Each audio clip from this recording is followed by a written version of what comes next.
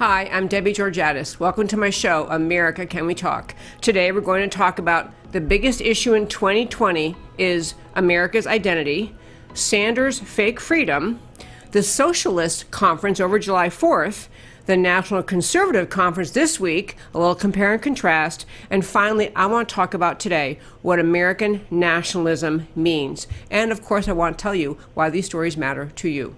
Please stay tuned.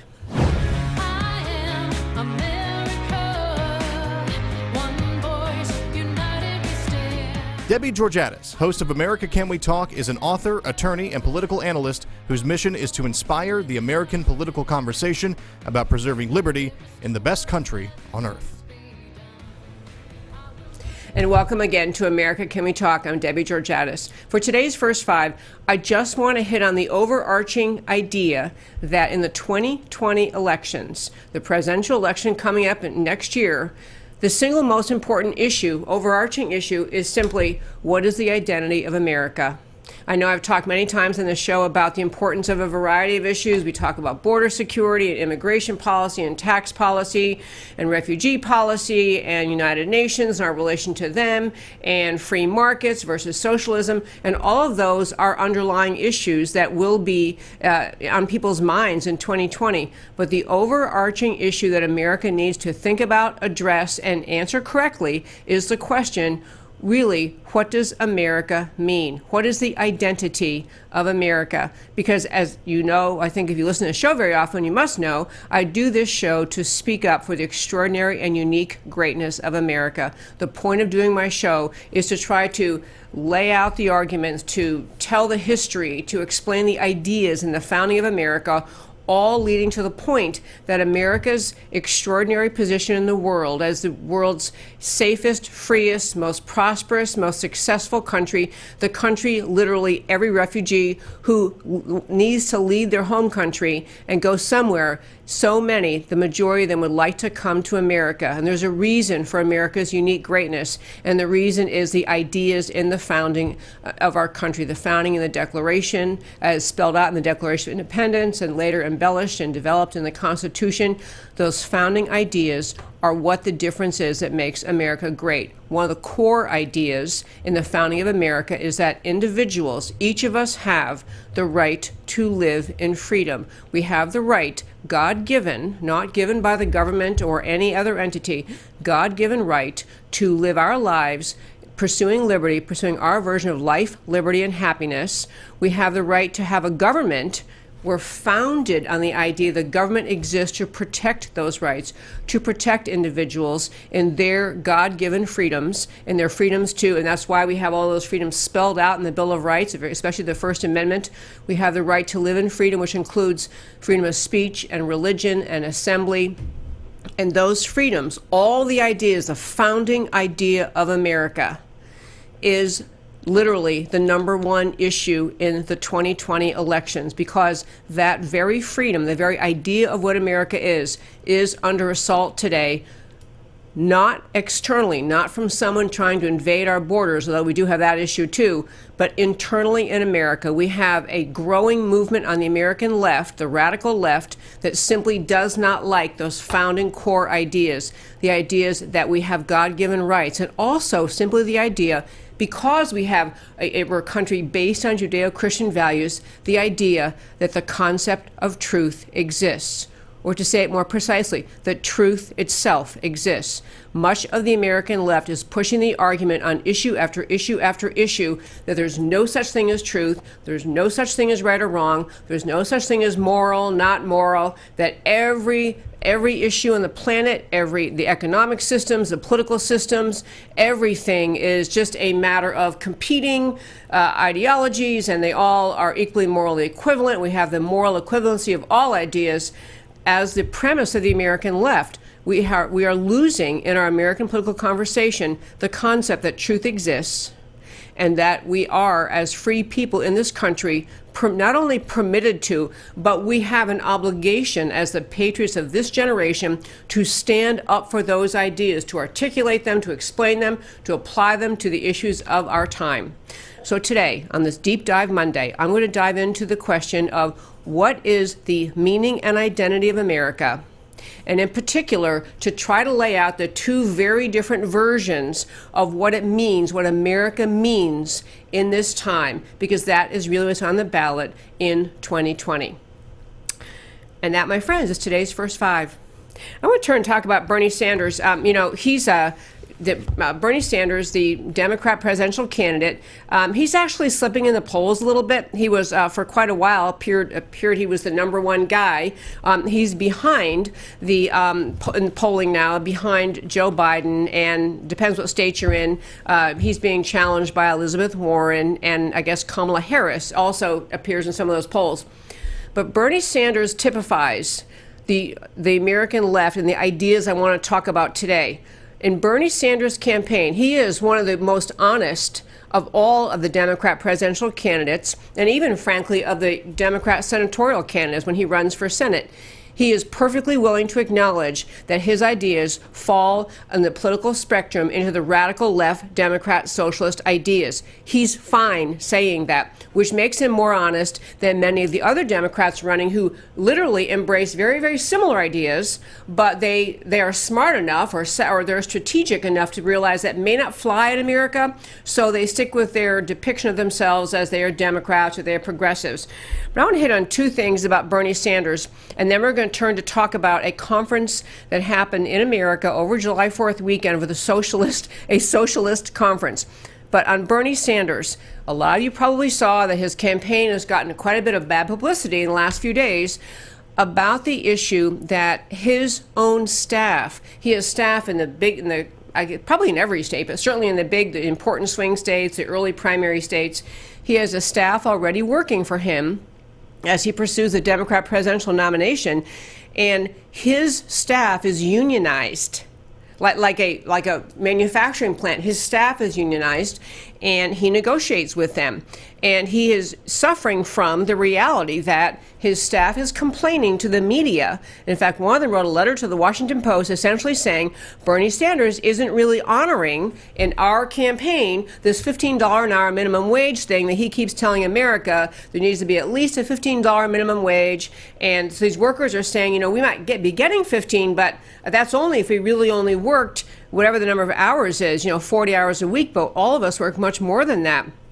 And many people are getting something more like $13 an hour. So they're in a wage dispute with Bernie Sanders, compounded with they're in a dispute with him because Bernie Sanders' policy, this is the guy running for president promising free health care for everybody, Medicare for all, every single medical care issue you possibly have will be for free for everyone in America because we're going to have the government pay for it, which means the taxpayers pay for it. But Bernie Sanders on his own staff is not providing health care insurance to the people who earn less than $60,000 a year. His staffers, the ones griping about the minimum wage issue, earn something like $36,000 a year. They want to raise to $48,000 a year or so to essentially keep them at their $15 an hour wage because they're working more than 40 hours. Point is, Bernie Sanders has figured out that his crazy socialist ideas don't work. Even in the little microcosm of his own campaign, they don't work. He cannot afford to pay free health care for these people on his staff who are literally the ones who would most need help paying for health care insurance. He won't pay for it because he realizes it costs too much money. Somehow that hasn't sunk in enough to him, so he'll turn and then ultimately change his mind about this policy he has in Washington. Policy he wants to bring to Washington of free health care for all. The other quick thing I wanted to hit on with Bernie is just remind you, I think that one of the most significant political speeches probably of his entire career was a speech he made at George Mason University. It was George Washington University. It was a speech to students in which he outlined what he stands for, what he wants to do. And Bernie Sanders finished this speech. You can actually Google it and watch it, or if you go to our website, americacanwetalk.org, and you go to the homepage under shows and go down a list of links, it'll take you to the transcript of this speech. In this speech, I'm sure Bernie Sanders' staff told him the most eloquent thing he could say, the most profound message he was conveying is he said we have to revisit, he said something true. He said we have to revisit the question, what does it actually mean to be free? Those were his words. What does it actually mean to be free? And he went on to make a list, a litany of things that actually cost money, and saying his question to the students, who are of course hysterically clapping and jumping up and down because they have no idea about the economic reality of life. Bernie Sanders was saying, are you really free if you don't have free health care? Are you really free if you cannot afford to take the amount of time you'd like to take off from work after you have a baby, you know, for paid maternity leave or paid parental leave? Are you really free? And he went through list after list after list. They weren't just healthcare things.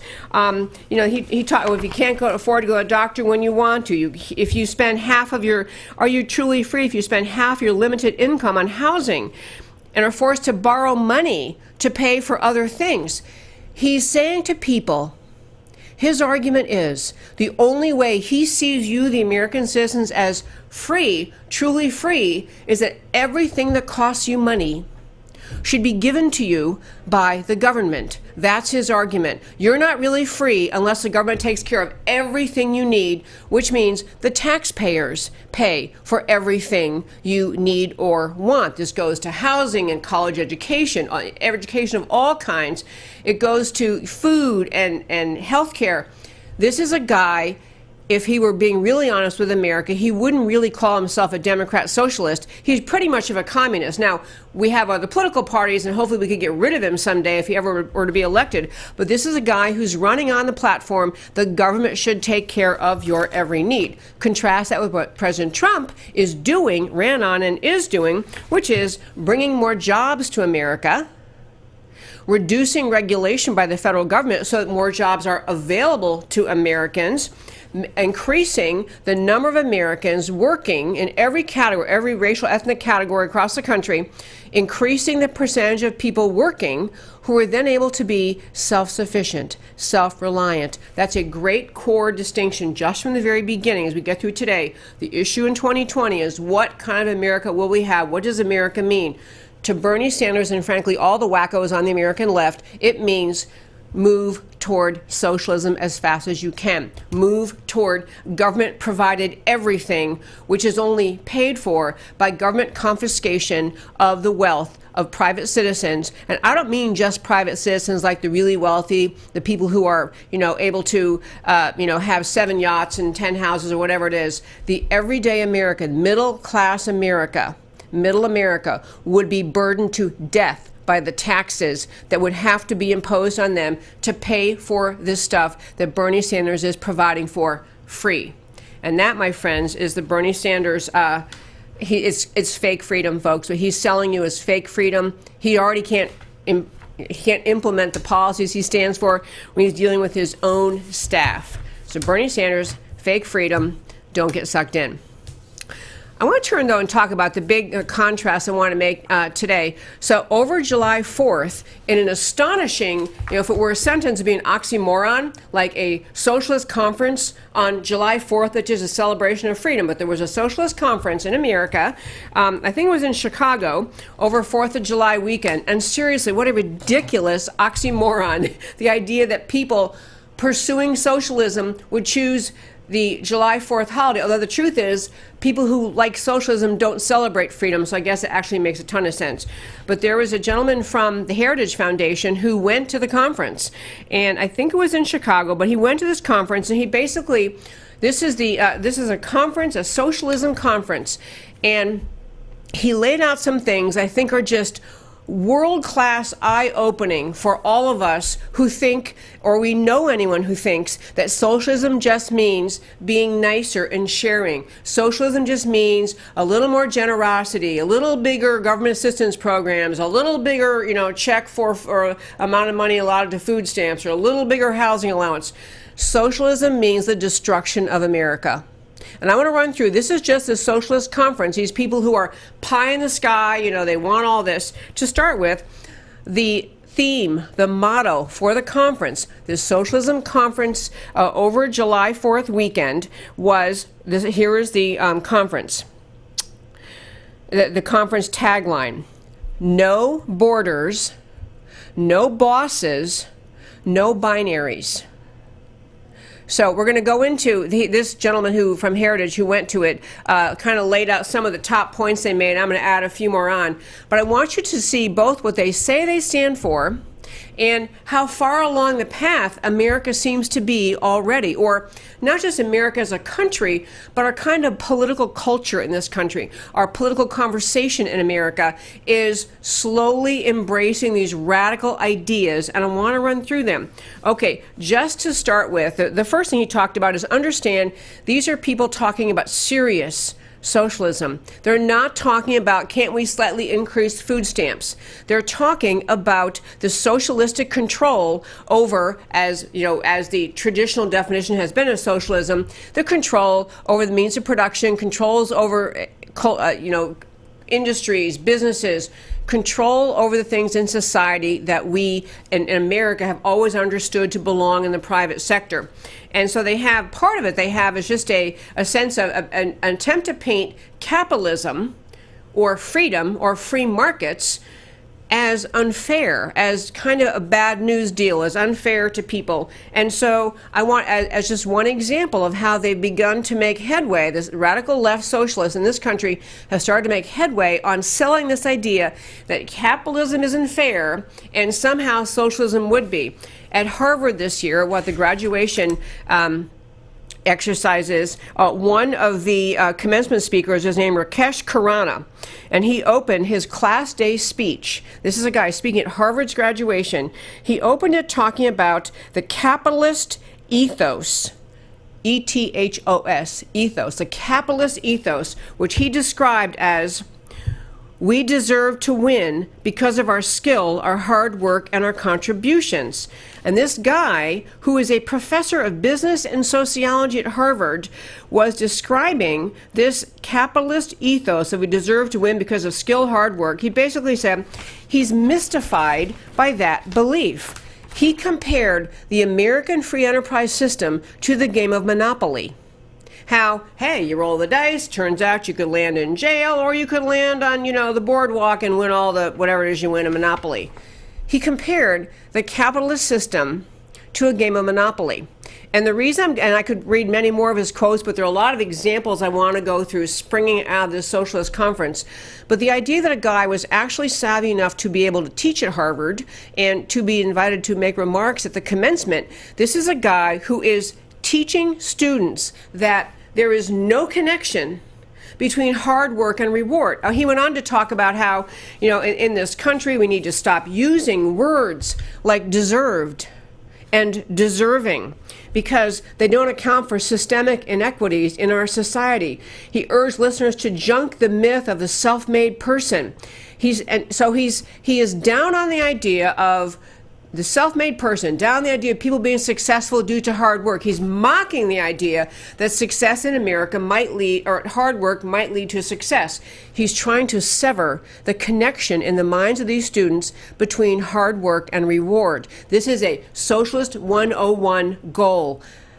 Cause people to ignore or fail to respond or fail to relate to the idea that hard work is rewarded in our society. And so he went on with ideas like that. He talked about the idea that chance plays a role in human affairs, and we have to work toward making a more sustainable, equitable society, blah, blah, blah. But he's teaching this to Harvard students as though this is the enlightened view, that don't be thinking that freedom matters, don't be thinking hard work matters. So that was the first thing from the Socialist Conference. Next thing from the Socialist Conference was, they're serious socialists. They really want to have wealth redistribution. They really want to sever the respect for capitalism and freedom and free markets. The next one was they were heavy into the issues of gender and identity politics. That was a huge thing. They plastered over the doors of all the restrooms in this conference center. Instead of men's room, ladies' room, they posted binary or some other word, essentially trying to ignore the reality that there are actually men and women in life. In reality, they have no connection to truth. So they did this at this conference, that everybody was supposed to be happy to use the binary bathrooms, the non-binary bathrooms, so any bathroom, whoever happens to be in here, and people we're using them in all sorts of ways that might be uncomfortable to the person with average sensibilities. This caused me to leap to one story I want to share with you. This happens to be out of Canada, but there is a man in Canada. He is a transgender man, so he's what he is a biological male. A biological male who wants to be a woman, so he's saying I'm a transgender woman, but he's a man. He's still biologically a man. He tried to use a waxing service. I'm going to be very discreet in the way I describe this, but there's a thing called a Brazilian waxing that women get. Waxing, a hair removal process, women sometimes get when they're going to go to the beach and wear very, very little bikinis. So they want hair not visible. So this male, and we have his picture, my happy producer Matt has him coming up, but this male showed up at a Canadian Brazilian wax place. This person right there is a guy. This is a guy pretending to be a woman. And he showed up at this Brazilian wax place, still being biologically, anatomically male, and asked to have a Brazilian wax. He wanted this woman owner to give him a Brazilian wax. And so the woman said, no, I'm not comfortable with that. So this guy, this male you're staring at here, is now suing, and he's actually ended up in a human rights court in Canada. And they described the first hearing they had, he got hysterical, yelling, raising his voice at the hearing that this was going to be just a grotesque violation, injustice. This will set a terrible pattern. If this man can't show up and get someone to give a woman to give him a Brazilian wax, which is designed for bathing or in the bathing suit bottom area. So where we are and this gender identity craziness is that the country of Canada actually had to take him seriously, listen to the complaint, rather than say, you know what, buddy, you're a guy, and this woman doesn't have to give you that waxing thing because she's not comfortable, and just because you want to pretend you're a woman doesn't mean everybody else has to join your pretend. You're allowed to dress as a woman, you're allowed to reassert your name, change your name, you're allowed as an adult to engage in surgery, whatever it is you want to do to try to actually transition to be a woman.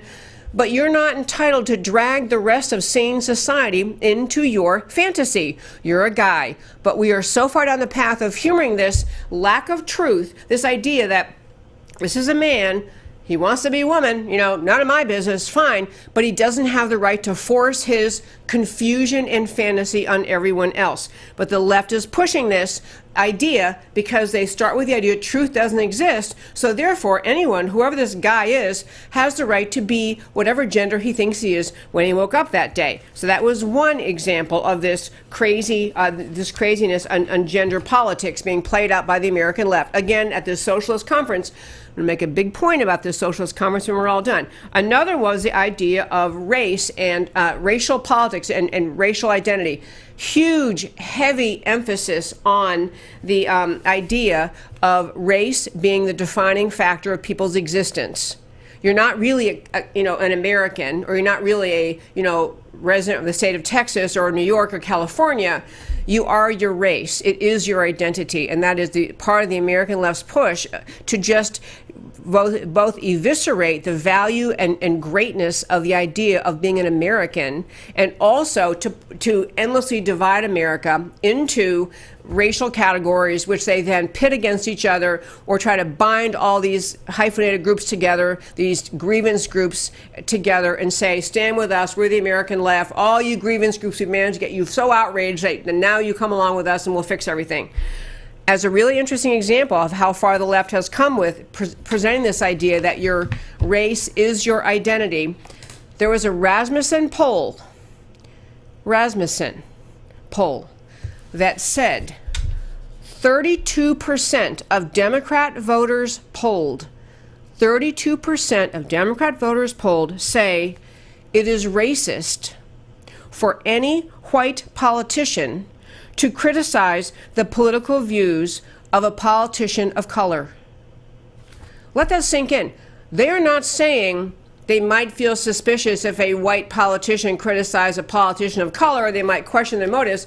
They're saying it's racist if you are a white politician to even ever question the views of a politician of color. Lots of other junk in there, but this is really insidious at the destruction of the idea of America, the idea of have an identity as an American, that people are so pilloried and squished into a silo the left is pushing you into, that's what you think, that even makes sense to you. The idea that people who happen to have white skin aren't allowed to think or say something that might be taken as critical of someone who happens to have black skin, that is the most racist, bizarre assumption of all. There are a lot of other ones, but I want to keep rolling along in what this Socialist conference talked about. They also, at this Socialist conference, view your people's support of open borders as a litmus test.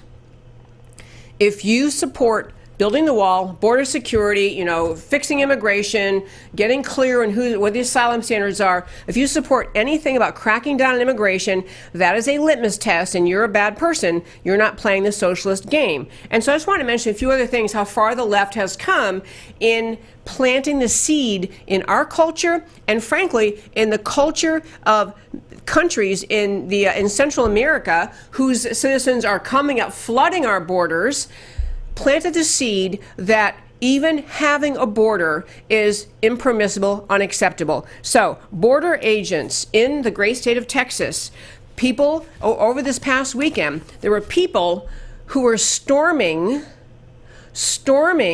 the people from Central America, coming across, storming the gates, trying to push their way into America to argue they have the right to be here because they want to be here, because they want to live in America. And it doesn't matter that we're a separate country, that we have laws, and we have borders, and we have policies, we have immigration policies, we have asylum policies.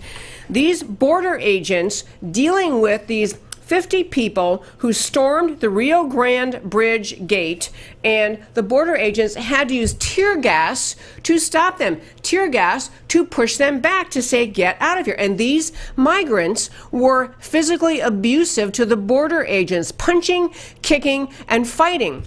And I got to tell you, folks, the American left owns this problem. They have instilled the idea in people living in countries outside of America that not only is anyone welcome, that we have open, we have a very friendly scene.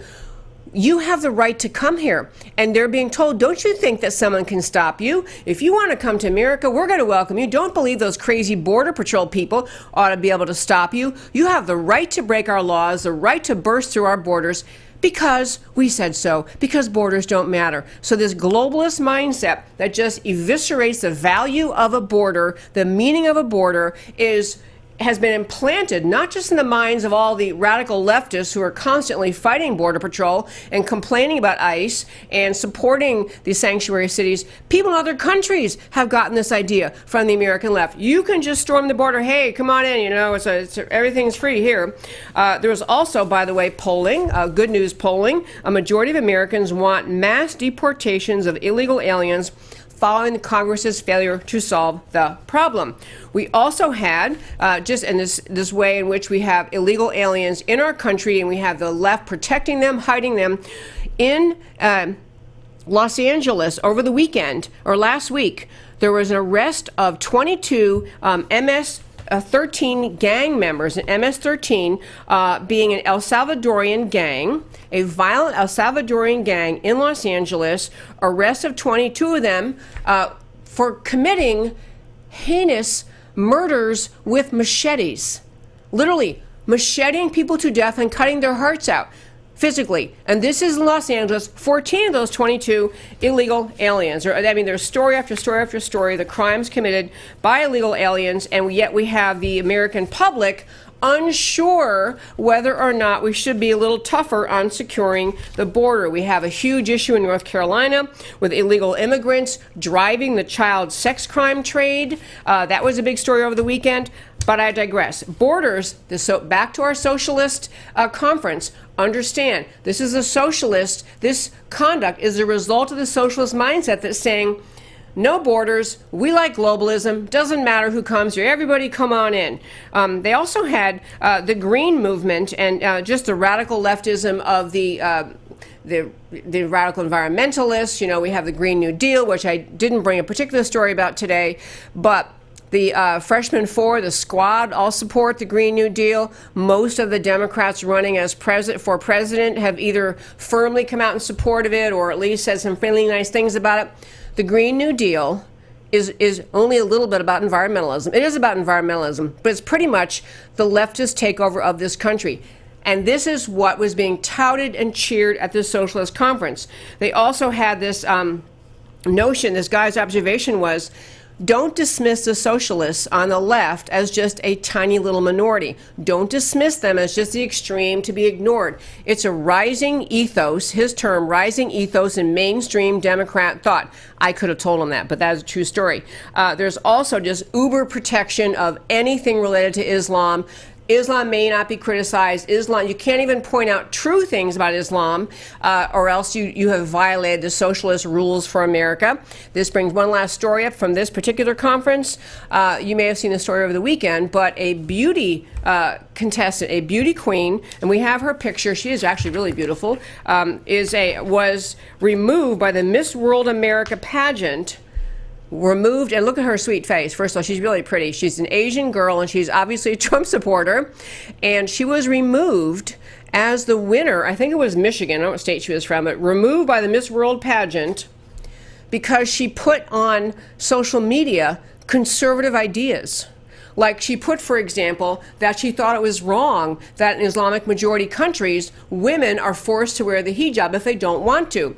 She actually resisted when she was on her college campus, some girls trying to forcibly make her try on a hijab. And she said, I don't like the hijab thing. I think it's bad for women. I don't want to do it.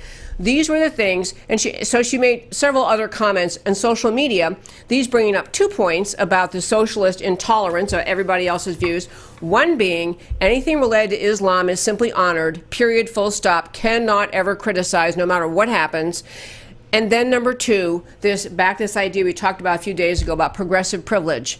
This young woman put things on her social media. They were not racist, but they're called that. If you even mention Islam, they're called racist. If you mention any topic that the left has not agreed with your view about, you are called a racist. And this is what happened to this young girl. So this beauty pageant, I wouldn't want her to be in the beauty pageant. That's how they're going to be. But they took her, they removed her for insensitive remarks. And basically, she's putting out what millions of Americans think. But the left-wing media that seems to control so much in this country prevailed on the Miss Universe people, and they took away her her award. The other things in the Socialism Conference, you want to contrast the America of our future.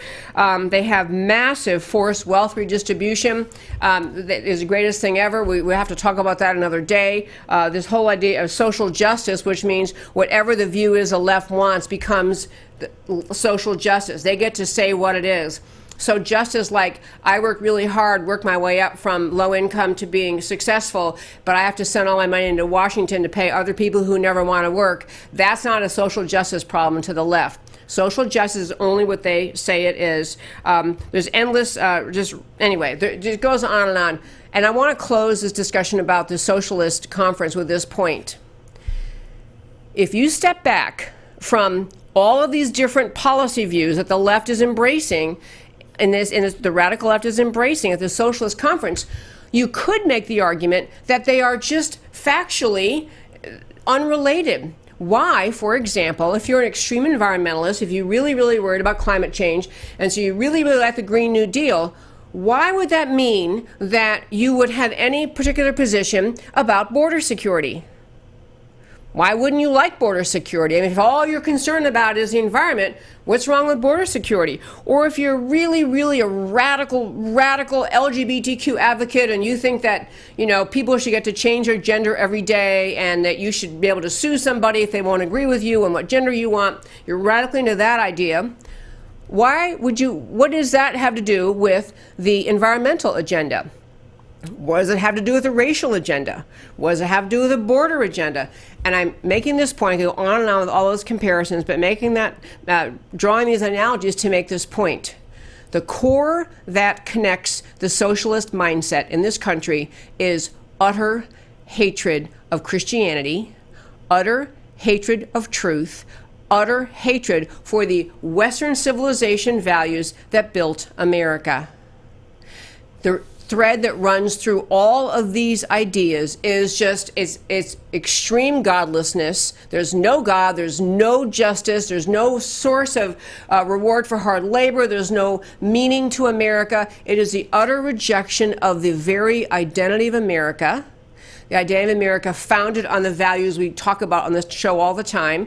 It is a rejection of the idea that the ideas of America matter. It's a rejection of the idea that there is such a thing as truth, and that there is right and wrong, that morality does exist. And they're of course big into abortion. We didn't get off on that one today, but morality is to be rejected by the left. The whole notion of the American left distilled down is they hate the idea of America. They hate the founding values of America. They hate the founding Judeo-Christian ideas that informed the creation of America. They hate all of it. They work very hard on all these individual issues, but the uniting theme is just disdain for the idea that truth exists, that America was founded as a nation on Judeo-Christian values designed and they are the reason for America's success and prosperity and stability and continuity. The left's ideas are the absolute destruction of America. And it's really important to get that point. It's nothing less. It is not fixing America. It's not improving America. It's not making America a little bit better. Okay, and these folks, the radical socialists at the conference, okay, I'll agree with you, they are radical. But the Democrat Party is not far behind them. And this is, in fact, what they stood for. I didn't read anything in all the reading about the Socialist Conference. I didn't read one thing that was inconsistent with the views taken by the squad, the freshman four, who are giving Trump such a hard time. This is exactly where they are. This is profoundly anti-American. This is why Trump is right to call them out for their anti-Americanism. He's right. And then by contrast, there was another conference last week. In fact, I think it might still be ongoing in Washington. Maybe it's this week, and I didn't even know about it. But it's a conference. And there was a piece written in the Wall Street Journal about it, and you can get to it on my website, americacanwetalk.org. Scroll down under homepage, under shows, and links to it. But it was a conference called the American Conservatism Conference.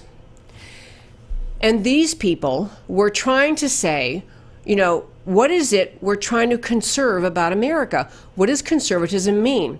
I quite often give the answer, you conserve America, preserve it, conserve it, if you preserve the promises of the Declaration of Independence and the setup for our country in the Constitution. Those are supposed to be our founding documents. That's what America is. It's the country that grew out of those profound promises in the Declaration and the promises or the structure of America set up in the Constitution. But this was a good conference. These people tried to lay out some of the ideas that they had. They were basically talking about, we have to have a country where we are willing to, agree that there's something good about America, that this rise in nationalism in America is pretty much a defensive, this whole America first and rise in populism, nationalism, it's a defensive rise in thought coming from the heartland of America in response to how radical the left is. It is a rising response in wanting to overthrow, to expose, denounce, and just overthrow these ideas of the American left. That's what the rising nationalism is. The left tries to paint it as, this is, nationalism just means they only want white people, or they only want Christians, or they only want, they take their attack into it from the mindset of the American left, which is always to somehow go after race or ethnicity or religion versus the founding ideas of America. So this conference did a good job talking about the nationalism, the rise and love of America and America's first, and putting America's interests at first comes in defense to what the left is doing. But they went to a bunch of particulars. They talked about that the failure of the left to secure America's borders and provide regular procedures for immigration and assimilation. The failure of the left to deal with the crisis at the border. We have too much of delegation to America's lawmaking to international bodies, foreign bodies, domestic bureaucracies, the idea of retaining the concept of American sovereignty, which is the only basis upon American sovereignty is the only basis on which we can hold on to the idea of America.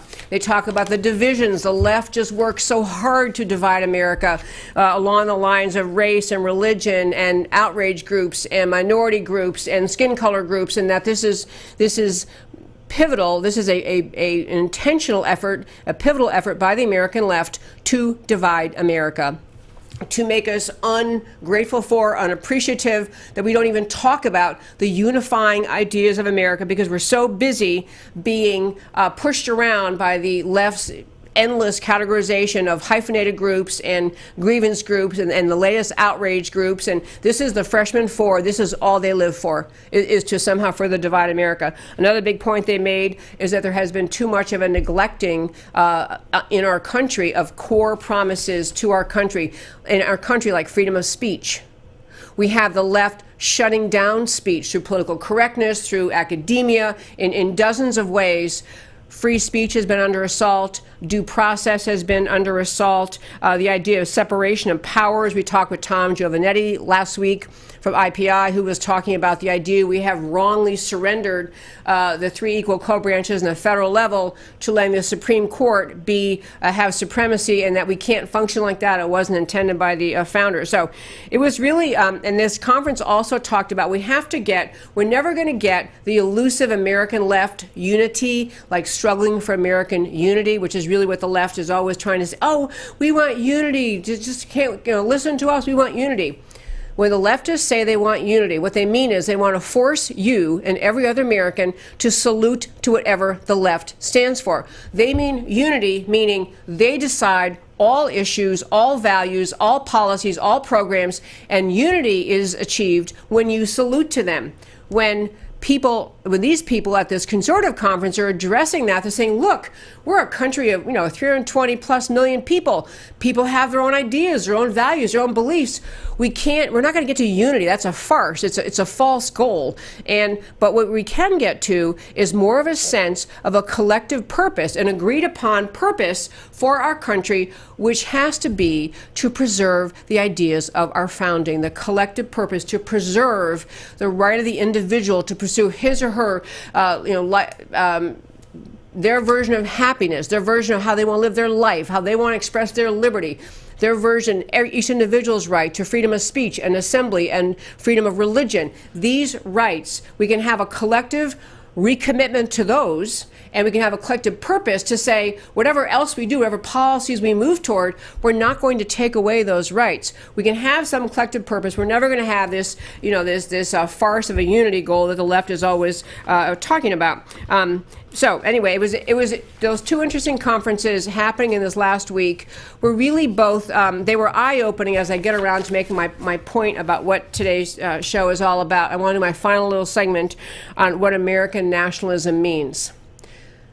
Nationalism is being attacked and mocked by the left, by leftists, because what's really happening when people talk about nationalism is they're talking about preserving fundamental liberties, the rights of each individual, rights from God simply because we were born, as recited in the Declaration of Independence, that we're all equal, that we have rights from our Creator, not from the left or from the government or the UN, rights from our Creator, and that the purpose of government is to protect those rights. These are fundamental American ideas. These ideas are antithetical to the mission of the American left, which is to collectivize power in Washington, to take more and more control out of the lives of individuals, to have more and more of our daily life controlled and managed and orchestrated from Washington, D.C., from the American left collectivist mindset.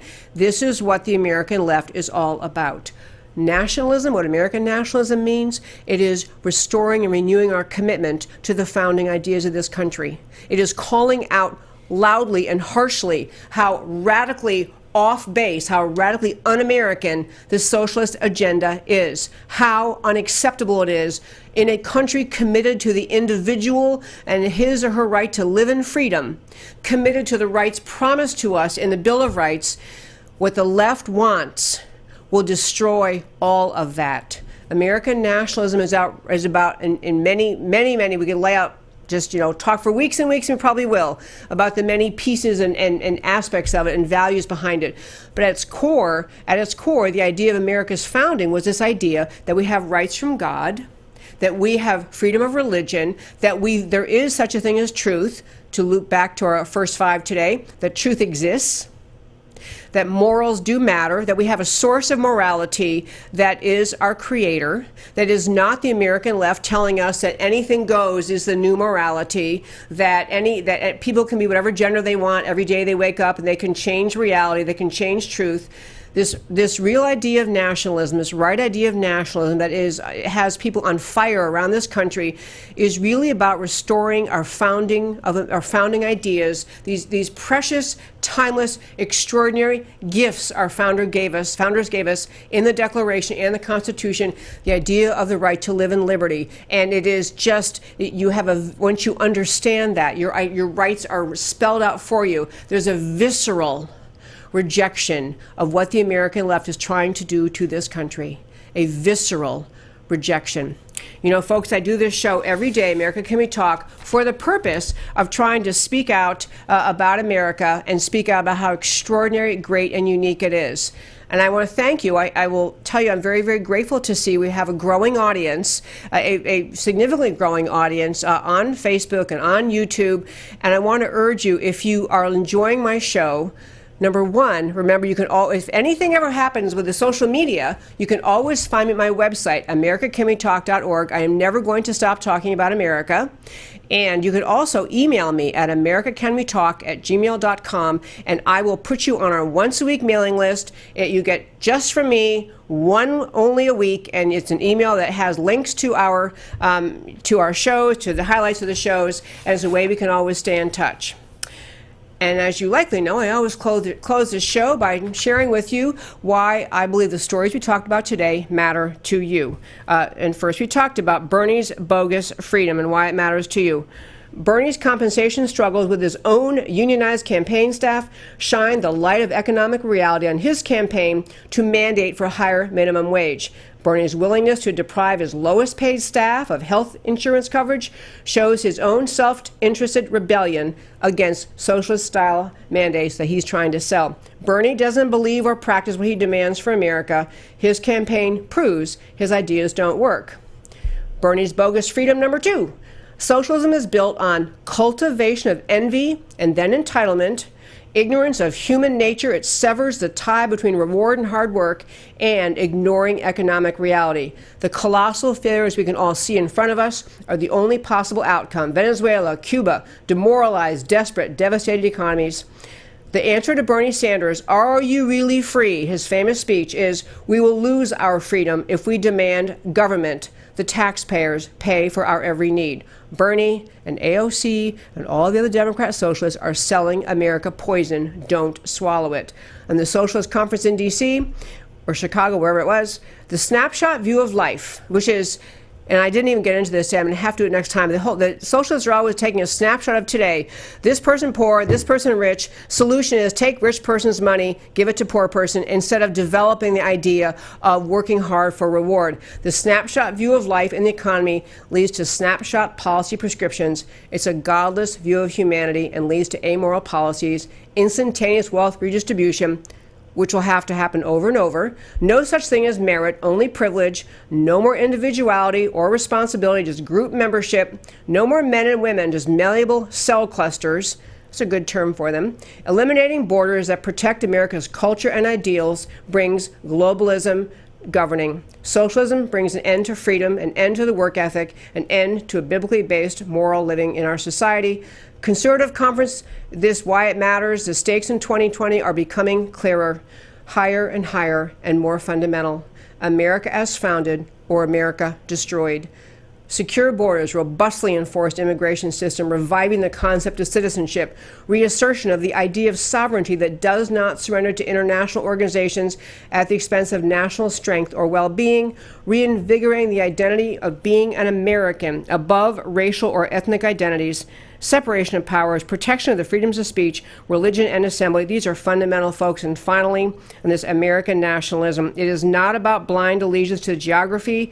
It's not about race or about group identity politics. It's about loyalty to the idea that we are a country rooted in freedom and committed to honoring the idea that we each have individual rights to life, liberty, and the pursuit of happiness from our Creator. Government in our system is there to protect these liberties and our rights, not to control our lives. This commitment makes America different, special, and exceptional. And friends, as I mentioned, this is the end of America Can We Talk for today. As I mentioned, I do this show every day out of love of this country. And I urge you to like us on Facebook. Feel free to review the Facebook page. Follow me. If you're watching on YouTube, follow me or subscribe on YouTube. Love to hear from you. An email, americacanwetalk@gmail.com. Welcome. I try to keep up. I'm way behind, but I do try to respond. And last, I want to just tell you this kind of summary I try to say every week about why I do this show. America is the greatest experiment in human liberty that has ever blessed this earth. America matters. Talk to you tomorrow.